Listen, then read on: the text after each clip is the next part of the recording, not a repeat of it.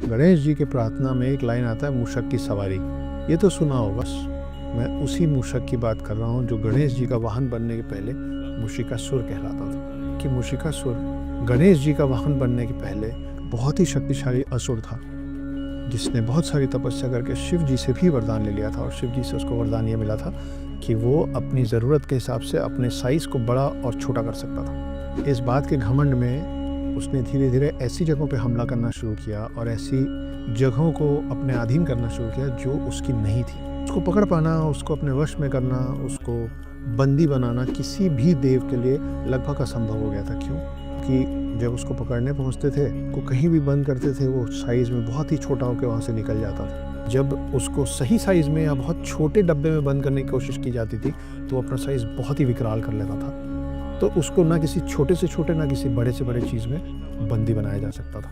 एक एक करके सारे देव उससे हारने लग गए। और जब ऋषि मुनि यज्ञ करते रहते थे तो वो यज्ञ में जाके विघ्न डालते। तो सारे ऋषि मुनि जब इससे थक गए, परेशान हो गए, सारे देव जब एक एक करके उससे हार गए, तब लोग पहुँचे बुद्धि के देवता गणेश जी के पास। गणेश जी ने बोला ठीक है। जब आमना सामना हुआ मूषिकासुर का और गणेश जी का, तो गणेश जी ने सिर्फ शक्ति से या अपने हथियारों से, अस्त्रों से, शस्त्रों से उस पर हमला नहीं किया। गणेश जी ने मूषिकासुर को हर वो काम करने दिया जो वो शुरू में करना चाहता था। बड़ा होके लड़ने दिया, अपनी बातें रखने दी। पूरा घमंड से भरा हुआ मूषिकासुर लगातार हमला करता गया और गणेश जी उसके हमले से बच बच के बिना कुछ किए उसको थकाते चले गए। मगर जितनी बार वो हमला करता था, हर बार गणेश जी ध्यान से ये समझ पाते थे कि उसमें कमियां कहाँ हैं। और एक ऐसा पल आया जब हमला करने की चेष्टा में थका हुआ मूषिकासुर गणेश जी के ज़्यादा पास आया और गणेश जी ने अपनी सूंड में मूषिकासुर को बांधा।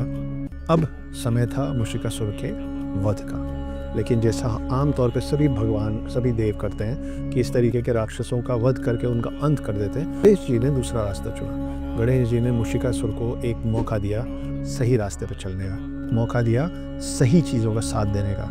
और उस समय मूषिकासुर ने हाथ जोड़ के गणेश जी का वाहन बनना स्वीकार किया। तभी से बुद्धि के देवता को हम तक पहुंचाने का पूरा काम मूषक के रूप में मूषिकासुर कर रहा है।